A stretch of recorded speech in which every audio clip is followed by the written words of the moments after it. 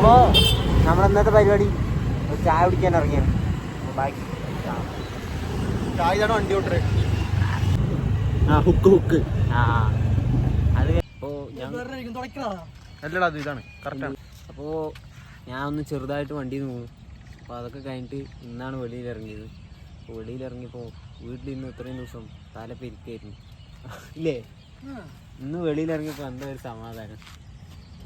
അതൊക്കെ കണ്ട വീണ് ഇതപ്പോൾ ഉണങ്ങിയുള്ളൂ. ഷോൾഡർ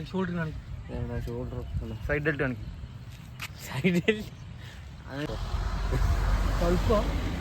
കുഴപ്പമില്ല പറ ഒന്നുമില്ല. ചെസ്സൊക്കെ അടി വാങ്ങി.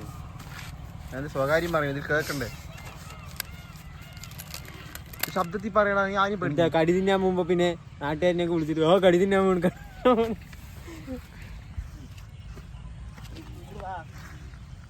പ്രകൃതി ഭംഗി ആഘോഷിക്കില്ല, പ്രകൃതി ഭംഗി ആസ്വദിക്കുന്ന ഷാഹിദ്.